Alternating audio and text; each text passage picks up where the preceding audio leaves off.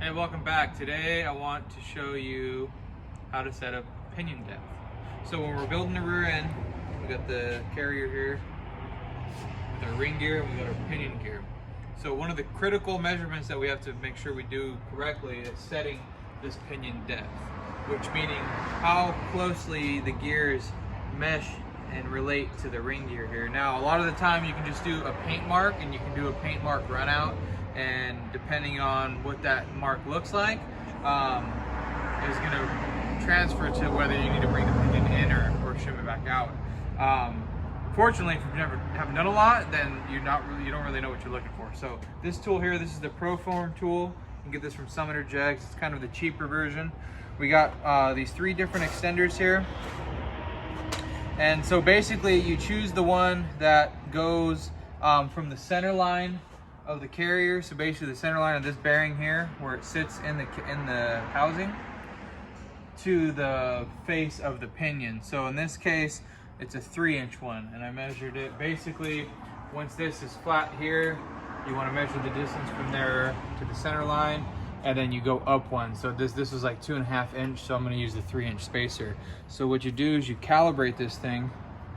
This thing will slide up and down in this little bar here to simplify it, and you got these little rods here. So you got the short one, or you can get a little longer one.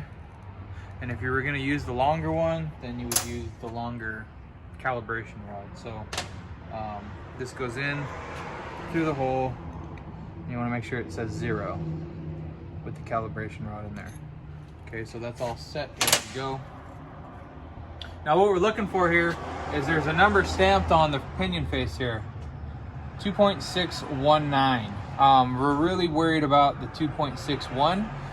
When you get into the 9 there, hundreds of thousandths. This tool is not that accurate, so you're not going to be able to calibrate it to the 100 thousandths, but you're definitely going to get really close with this tool here. So as I put this on here, what you want to do is put it on that machined flat surface, and you just kind of hold it there, and you can see by holding it, that's why you get that little bit of it might be 100 thousandths off or so. But as you can see, there's this small number on the bottom wheel and then the big number up top. So you push it down and you watch that small one, and then you calculate it with the bigger one. So the bigger one there, we're landed on about 90. And then the middle one, we're right under the 4. So I'll show you here, because this was the small wheels in the middle there. You can see the outer numbers start with 1, 2, 3, 4, and then it goes back to 5, 6, 7, 8, 9. So if that wheel goes around once, the second time around will go 6, 7, 8, 9. So in this case, like I said, we were right under the 4, so we're going to go 3, and then that's going to be the 90. That's where we had it lined up. So with the 3-inch extension, we come to the calculator here. Calculators are easy, and we're going to take the 3 and we're going to subtract the measurement we got, which is 0.390, and equal that, and that's going to be our pinion depth, and 2.61, 2.61. So we know this pinion is set to the manufacturer's specification, so no need to shim this. I hope that helps. Of course, we'll do a run on it with paint to see what the markings and what the paint run out looks like.